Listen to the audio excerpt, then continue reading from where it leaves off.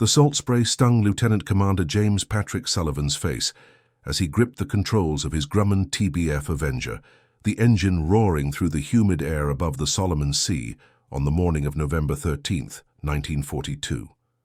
Below him, two Japanese Fubuki-class destroyers cut through the dark waters like silver blades, their anti-aircraft guns already tracking his approach. The radio crackled with static, and then the voice of his squadron commander, sharp and urgent.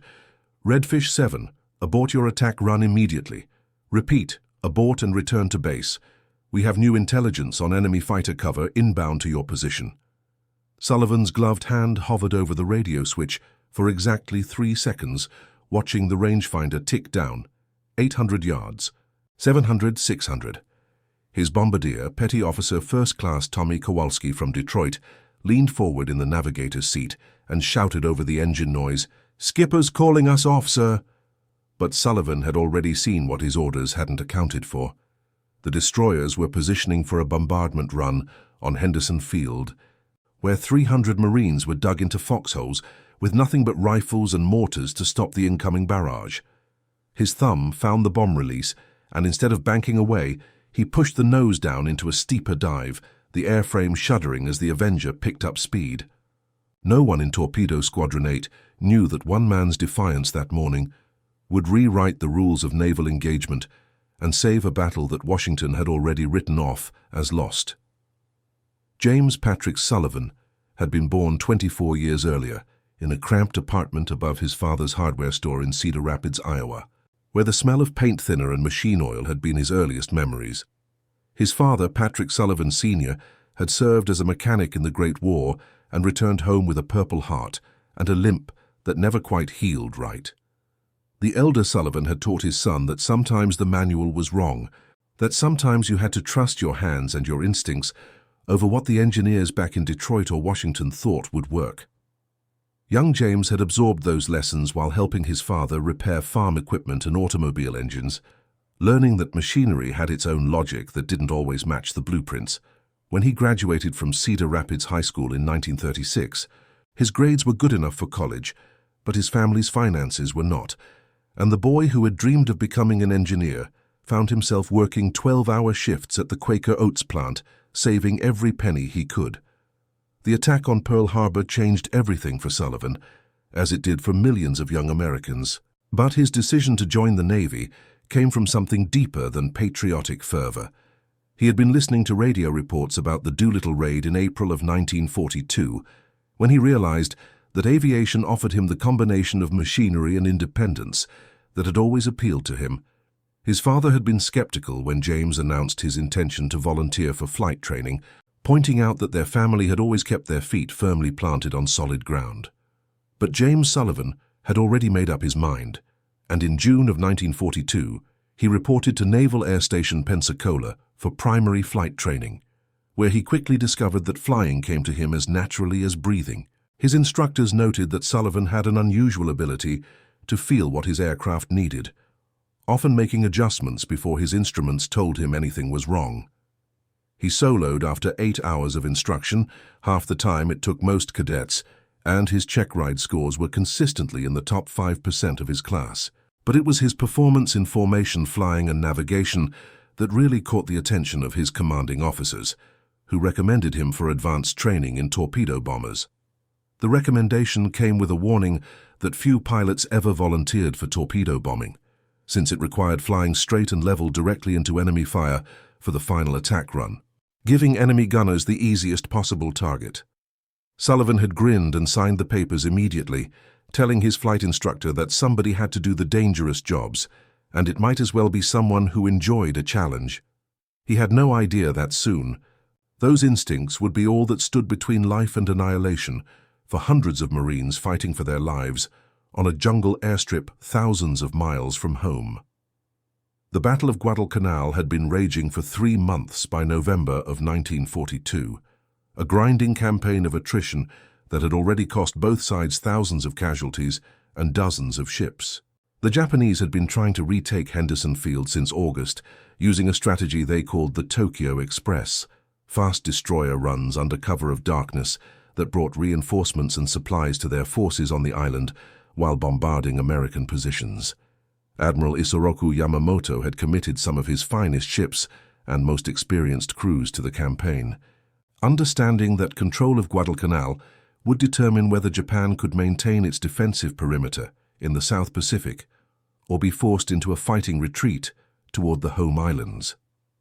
The Americans, led by Admiral Chester Nimitz and General Douglas MacArthur, had recognized the same strategic truth and poured their own resources into holding the tiny jungle airstrip that had become the focal point of the entire Pacific War.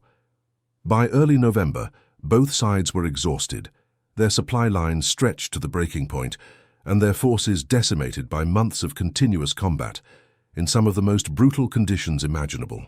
The Japanese had lost 2 battleships, 6 cruisers, and 11 destroyers in the previous month alone, while American losses included the carrier Wasp, 8 cruisers, and 14 destroyers. But the real measure of the campaign's cost could be seen in the faces of the men still fighting. Hollow-eyed Marines who had been living on captured rice and rainwater for weeks, and Navy pilots who were flying aircraft held together with spare parts cannibalized from crashed planes and sheer determination. Intelligence reports from Pearl Harbor indicated that Admiral Yamamoto was preparing for one final push to retake Henderson Field, using a massive bombardment force that would pulverize the airstrip and clear the way for a ground assault by fresh troops. The plan was elegantly simple and tactically sound. Destroy the airfield, eliminate American air cover, and then land overwhelming force to crush the remaining defenders.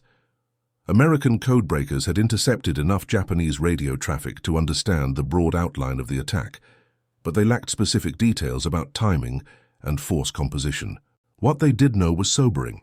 The Japanese were committing their remaining heavy ships to the operation, suggesting that they viewed this as their last realistic chance to reverse the strategic situation in the Solomon Islands. Admiral William Halsey, who had recently taken command of South Pacific forces, understood that his own resources were stretched beyond the breaking point, and that losing Henderson Field would probably mean losing the entire Solomons chain, potentially opening the sea lanes to Australia and New Zealand. The mathematics of the situation were stark and unforgiving. If the Japanese succeeded in their bombardment mission, the war in the Pacific would probably continue for several more years, with casualties mounting into the millions. But if they could be stopped, if their attack could be blunted just one more time, the strategic initiative might finally shift permanently to the Americans. The morning of November 13th had begun badly for Torpedo Squadron 8, with mechanical problems grounding half their aircraft and weather reports indicating that visibility would be marginal for most of the day. Sullivan had been scheduled to lead a routine patrol mission along the northern approaches to the island, but that had changed abruptly when coast watchers reported a Japanese surface force moving south through the slot at high speed. The radio message had been brief and urgent. Large enemy surface units bearing 180, range 60 miles, course 170, speed 28 knots. Estimated composition 2 heavy cruisers, 4 destroyers, time of report 0715. Sullivan had felt his pulse quicken as he read the message, understanding immediately that this was not another supply run, but something much more dangerous. His squadron commander, Lieutenant Commander Max Leslie, had called an immediate briefing in the operations tent, where a hastily updated intelligence map showed the Japanese formation steaming directly toward Guadalcanal at maximum speed. Leslie had been blunt about their chances. With only 4 operational Avengers and minimal fighter escort available, they were facing odds that would have been considered suicidal under normal circumstances. But these were not normal circumstances, and every officer in the tent understood that allowing the Japanese to reach bombardment range unopposed would mean the end of everything they had been fighting for. Sullivan had volunteered for the lead position without hesitation, explaining that his crew had more experience with low-level torpedo attacks than any other team in the squadron. Leslie had agreed reluctantly, adding that Sullivan should abort if he encountered heavy fighter opposition or if weather conditions deteriorated further. The takeoff had been routine, with Sullivan's Avenger lifting off from Henderson Field's battered runway at 0830, followed by 3 other torpedo bombers and a pair of Wildcat fighters that would provide what escort they could manage. The flight north had been uneventful, with scattered clouds providing some concealment as they approached the reported position of the Japanese force. Sullivan had been reviewing his attack plan when Petty Officer Kowalski spotted the enemy ships on the horizon, their distinctive silhouettes clearly visible against the morning sky. What they saw was not exactly what intelligence had reported. Instead of 2 cruisers and 4 destroyers, the Japanese force consisted of 2 heavy cruisers, 1 light cruiser, and 6 destroyers, a significantly more powerful formation than expected. Sullivan had radioed the updated information to base, receiving acknowledgement and orders to proceed with the attack as planned. But as they approached to within 10 miles of the enemy formation, his radio had suddenly crackled with new intelligence from Pearl Harbor. Japanese fighters had been spotted launching from Rabaul, estimated time of arrival in the target area less than 20 minutes. The abort order had followed immediately, transmitted in the clear with unmistakable urgency. Sullivan had understood the logic instantly. His small force would be overwhelmed by superior numbers, and losing 4 experienced torpedo bombers for uncertain results would be strategically counterproductive. But he had also seen something else as he studied the Japanese formation through his binoculars, something that changed his entire tactical assessment. The destroyers were not screening the cruisers in a standard defensive formation, but had spread out in a bombardment line, their main guns trained toward the island. They were already beginning their final approach to Henderson Field, and within 2 hours, they would be in position to begin the systematic destruction of every American installation on Guadalcanal. He thought it was over, but destiny wasn't done with him yet. Sullivan's decision to disobey orders came not in a single moment of dramatic inspiration, but through a series of rapid calculations that demonstrated both his tactical acumen and his understanding of the larger strategic situation. As he watched the Japanese destroyers adjusting their formation for the bombardment run, he realized that conventional wisdom about torpedo attacks was based on peacetime exercises that had never contemplated the desperate circumstances now facing American forces in the South Pacific. The standard doctrine called for coordinated attacks by large formations, with multiple squadrons approaching from different vectors, to overwhelm enemy defenses through sheer numbers. But doctrine had been written by officers who had never seen what 2 Japanese destroyers could do to an airfield full of irreplaceable aircraft and exhausted pilots who had no place to retreat. Sullivan keyed his radio and transmitted a brief message to his wingman. Redfish flight, maintain current heading, prepare for immediate attack, ignore previous abort order. The response from Lieutenant Jerry Nakamura, flying Redfish 3, came back instantly. Sir, are you sure about this? Command was pretty clear about those fighters. Sullivan checked his watch and did the mathematics. If the Japanese fighters were maintaining cruising speed from Rabaul, they would arrive in approximately 18 minutes, giving him just enough time to complete his attack run and clear the area before encountering overwhelming opposition. But that calculation depended on everything going perfectly, and Sullivan had been flying combat missions long enough to know that nothing ever went perfectly. His bombardier Kowalski had been monitoring the target through the Norden bomb sight and reported that the range was decreasing rapidly as the Japanese ships maintained their course toward the island. Distance 4,000 yards and closing, sir.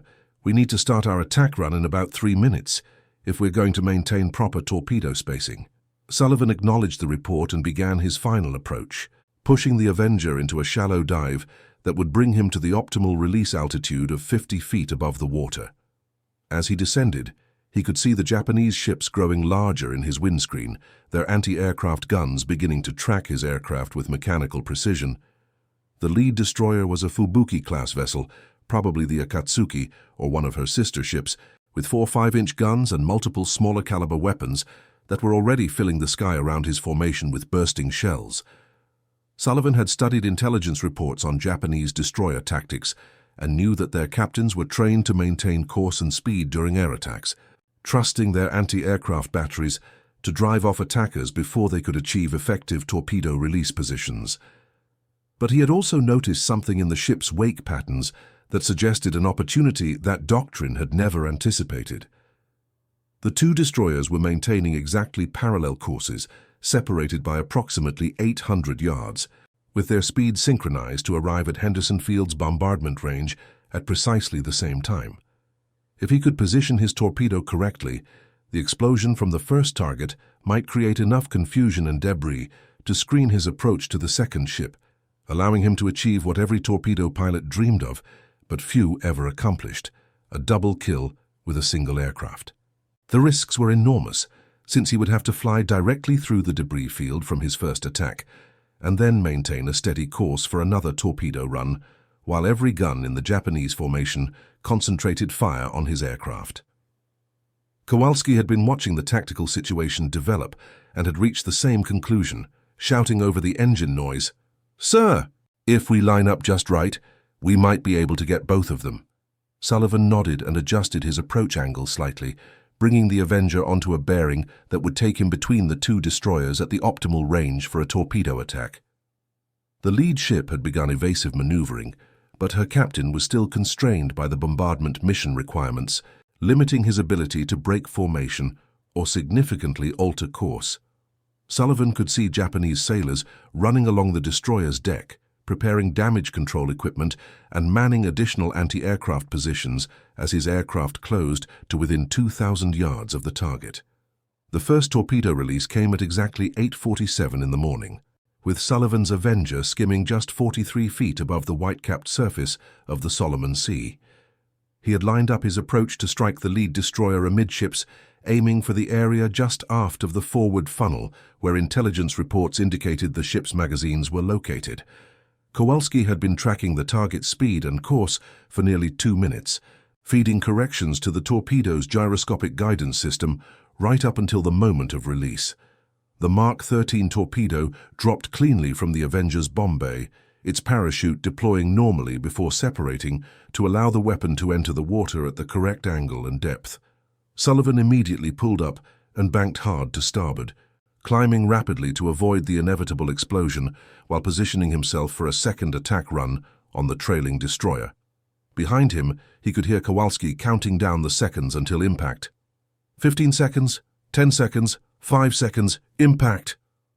The explosion, when it came, was more spectacular than anything Sullivan had seen in training or combat. The torpedo struck the destroyer's forward magazine, detonating nearly 60 tons of ammunition in a fireball that rose 300 feet above the water and sent debris raining down over a quarter-mile radius. The ship broke in half immediately, her bow section sinking within 30 seconds, while her stern continued forward for another 100 yards before capsizing and disappearing beneath the surface. But Sullivan had no time to observe the results of his first attack because he was already lining up for his second torpedo run, this time approaching the remaining destroyer from a different angle to take advantage of the smoke and confusion created by the first explosion. The Japanese captain had reacted quickly to the destruction of his companion ship, ordering maximum speed and beginning a series of sharp turns designed to throw off any follow-up attacks. But Sullivan had anticipated this response and had positioned his aircraft to intercept the destroyer regardless of which evasive pattern she chose. His second torpedo, released at 8:49, caught the ship in a hard starboard turn, striking her just forward of the engine room and opening her hull to the sea along a 40-foot section of her waterline. This destroyer took longer to sink, giving Sullivan time to observe the effectiveness of his attack as he climbed away from the target area. Japanese sailors were abandoning ship in good order, launching life rafts and lifeboats with the disciplined efficiency that characterized their navy throughout the war. Sullivan felt no satisfaction in watching enemy sailors struggle in the water. They were professional military men doing their duty, just as he was doing his. But he also understood that those two ships would have killed hundreds of Americans if they had reached Henderson Field, and that his decision to disobey orders had probably saved the entire Guadalcanal campaign from collapse. As he turned his aircraft toward home, he could see the rest of the Japanese formation breaking off their attack and heading north at maximum speed, their bombardment mission abandoned in the face of unexpected American resistance. Lieutenant Nakamura's voice came over the radio, filled with awe and disbelief. "Redfish 7. I count 2 destroyers sunk. Repeat, 2 destroyers sunk." That was the most incredible thing I've ever seen. Sullivan acknowledged the transmission calmly, but his hands were shaking slightly as the adrenaline began to wear off and the full magnitude of what he had accomplished started to sink in. He had violated direct orders from his commanding officer, risked the lives of his crew and his wingmen, and attacked a superior enemy force under conditions that every manual said were hopeless.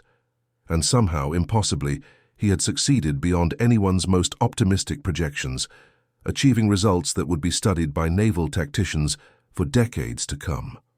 The flight back to Henderson Field took 23 minutes, with Sullivan's formation climbing to 8,000 feet to avoid any remaining Japanese fighters that might be patrolling the area. The radio had been unusually quiet during the return flight, as if everyone who had witnessed the attack was still processing what they had seen. Sullivan used the time to review his own actions, trying to understand exactly how he had managed to pull off what should have been a suicide mission. Part of it had been luck. The Japanese destroyers had maintained their bombardment formation longer than tactical doctrine suggested they should have, giving him the opportunity for a coordinated attack that exploited their positioning. But most of it had been preparation and training. The countless hours he had spent studying enemy ship characteristics and practicing torpedo attacks under every conceivable condition. His instructors at Pensacola had emphasized that successful naval aviation required pilots to think 3 moves ahead, like chess players anticipating not just what the enemy was doing now, but what they would do in response to American actions. That training had served him well in the few seconds he had available to make his decision, allowing him to see an opportunity that more conventional thinking would have missed. As Henderson Field appeared on the horizon, Sullivan could see that the runway was crowded with aircraft and personnel, suggesting that word of his attack had already reached base operations. He made a standard approach and landing, taxiing his Avenger to the revetment area, where ground crews were already waiting to inspect the aircraft for battle damage. Chief Petty Officer Mike Rodriguez, who had been Sullivan's plane captain since his arrival at Guadalcanal, was the first to reach the cockpit as the engine wound down. "Sir, is it true what they're saying on the radio? Did you really sink 2 destroyers?" Sullivan nodded and began unbuckling his harness, still trying to process the morning's events himself. "Yeah, Chief, we got them both. But I'm not sure what comes next." Rodriguez grinned and patted the side of the Avenger's fuselage. "What comes next, sir, is that you just became the most famous torpedo pilot in the Pacific Fleet, and probably the most popular man on this island, since those destroyers were coming here to blow us all to hell." As Sullivan climbed down from his aircraft, he could see his squadron commander, Lieutenant Commander Leslie, striding across the flight line with an expression that was difficult to read. Sullivan had been expecting a court-martial for disobeying direct orders, but Leslie's first words surprised him. "That was either the stupidest or the most brilliant piece of flying I've ever seen. Intelligence says those destroyers were carrying enough ammunition to level this entire airfield, and you stopped them with 1 airplane and 2 torpedoes. How the hell did you know it would work?" Sullivan thought for a moment before answering, trying to articulate something that had been more instinct than conscious analysis. "I didn't know it would work, sir. I just knew that letting them reach bombardment range would be worse than whatever happened to us trying to stop them. Sometimes you have to trust your training and take the shot even when the odds are against you." Leslie nodded slowly, understanding that Sullivan had made the kind of split-second decision that separated great combat pilots from merely competent ones. "Well, you can explain it all to Admiral Halsey. He's flying down from Noumea tomorrow to debrief you personally. Apparently, your little disobedience this morning just changed his entire operational plan for the next phase of the campaign." The investigation that followed Sullivan's attack revealed details that made his accomplishment even more remarkable than it had initially appeared. Intelligence officers who examined captured Japanese documents after the war discovered that the 2 destroyers he had sunk, the Akatsuki and Ikazuchi, had been carrying specialized bombardment ammunition designed specifically to destroy airfield installations. Each ship had been loaded with over 200 rounds of high-explosive shells fitted with delayed action fuses, weapons that would have penetrated deep into Henderson Field's runway, before exploding and creating craters that would have taken weeks to repair. The Japanese operational plan called for a systematic bombardment that would have rendered the airfield unusable for at least a month, during which time they could have landed overwhelming ground forces and retaken the island. Sullivan's attack had not merely sunk 2 ships, it had prevented the complete collapse of American strategy in the South Pacific. The formal after-action report, classified top secret until 1978, concluded that Sullivan's decision to disobey orders had probably shortened the Pacific War by at least 6 months and saved thousands of American lives. But the most significant long-term impact of his actions was tactical rather than strategic, as his attack demonstrated that small formations of torpedo bombers could achieve decisive results under conditions previously considered hopeless. Within 3 months of the Guadalcanal action, Navy training programs had incorporated Sullivan's techniques into standard doctrine, teaching pilots to look for opportunities that conventional wisdom might overlook. His approach to the double torpedo attack became known as the Sullivan pattern and was credited with dozens of successful ship kills throughout the remainder of the war.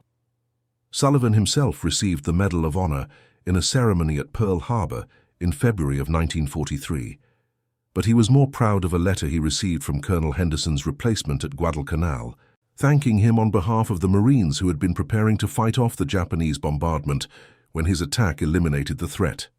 The letter, written on captured Japanese stationery, included a single sentence that Sullivan kept in his wallet for the rest of his life. "You saved us when we couldn't save ourselves." After the war, Sullivan returned to Iowa and used his GI Bill benefits to study mechanical engineering at Iowa State, graduating magna cum laude in 1949. He married his high school sweetheart, Dorothy Mae Williams, in a small ceremony at Cedar Rapids Methodist Church, and they raised 3 children while he worked as a design engineer for John Deere, developing agricultural equipment that helped mechanize farming throughout the Midwest. His war record was rarely mentioned in civilian life, partly because Sullivan himself preferred not to discuss it, and partly because the full details of his Guadalcanal mission remained classified for decades. His children learned about their father's war service primarily from other veterans who occasionally recognized his name and would quietly tell stories about the pilot who had defied orders to save Henderson Field. Sullivan lived quietly in Cedar Rapids until his death from cancer in 1987, never calling himself a hero and never claiming that his actions had been anything more than what the situation required. His funeral was attended by over 300 people, including a dozen surviving members of Torpedo Squadron 8 and several Marines who had served at Guadalcanal. The eulogy was delivered by Admiral James Stockdale, who had served as a young pilot in Sullivan's squadron and would later earn his own Medal of Honor in Vietnam. Stockdale's words captured something essential about Sullivan's character. He was the kind of man who did what needed to be done, regardless of what the manual said. He understood that rules are written by people who have never faced the choice between certain failure and possible disaster, and he was brave enough to choose possibility over certainty.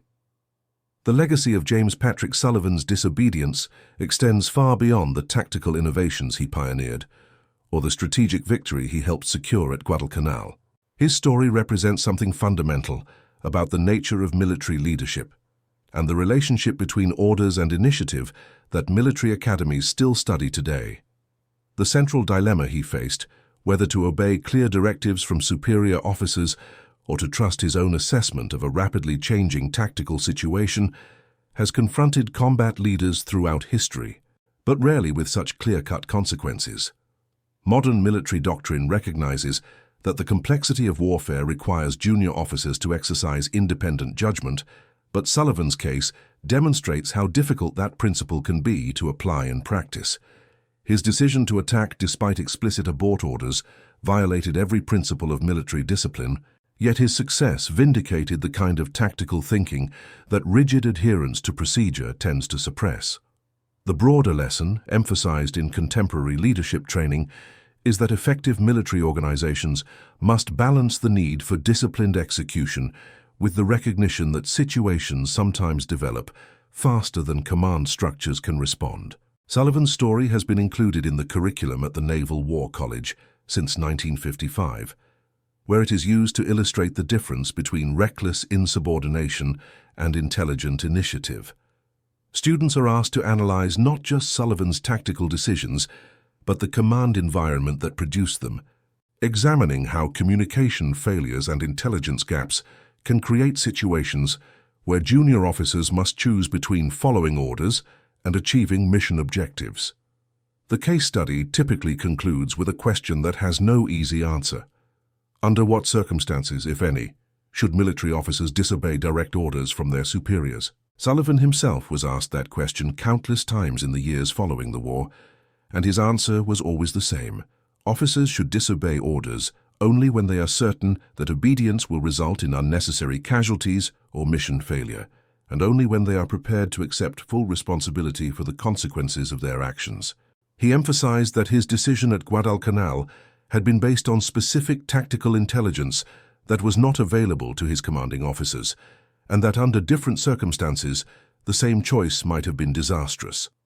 The key, he argued, was not the willingness to disobey orders, but the judgment to recognize when disobedience might be justified and the courage to accept the consequences either way. His perspective has influenced generations of military leaders, many of whom have faced similar dilemmas in conflicts from Korea to Afghanistan. The fundamental question remains as relevant today as it was in 1942. How do we train military officers to be both disciplined followers of orders and independent thinkers, capable of adapting to unexpected situations? Sullivan's example suggests that the answer lies not in rules or procedures, but in developing the kind of character that can make difficult decisions under pressure and accept responsibility for their consequences. Would you have broken the order or obeyed it? That question goes to the heart of what courage really means in the context of military service, where split-second decisions can determine the fate of thousands of people and the course of entire campaigns. James Patrick Sullivan faced that choice on a morning in November of 1942, when following orders meant allowing enemy ships to bombard American positions unopposed, while disobeying orders meant risking court-martial and possibly the lives of his crew for uncertain tactical gains.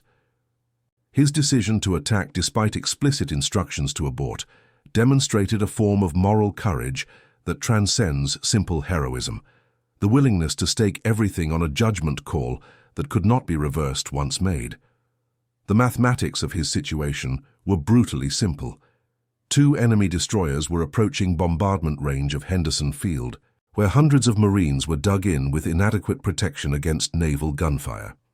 Standard procedure called for aborting the mission in the face of superior enemy forces, but standard procedure had been written by officers who had never seen what Japanese naval bombardment could do to an airfield full of irreplaceable aircraft and exhausted pilots. Sullivan chose to trust his training, his instincts and his assessment of what the tactical situation required, accepting full responsibility for consequences that could have included the destruction of his squadron and the failure of his mission. His success vindicated that choice, but success was never guaranteed, and Sullivan knew when he made his decision that he was gambling with much more than his own life. The broader lesson of his story applies far beyond military service, touching on fundamental questions about when individuals should follow established procedures and when they should trust their own judgment. In our daily lives, we face smaller versions of Sullivan's dilemma, whenever we must choose between doing what we are told to do and doing what we think is right. The stakes are usually much lower, but the principle remains the same. Sometimes circumstances require us to take responsibility for decisions that go beyond our assigned roles or contradict our instructions. Sullivan's example suggests that such decisions should not be made lightly, but that they must sometimes be made nonetheless, and that the willingness to accept full responsibility for the consequences is what separates genuine leadership from mere rule following. His story reminds us that the most important choices we make are often the ones that nobody else can make for us, and that courage is not the absence of fear but the willingness to act despite it. Comment below and share this story, so others remember what courage really means when everything depends on one person's decision to do what needs to be done, regardless of what the manual says should be done.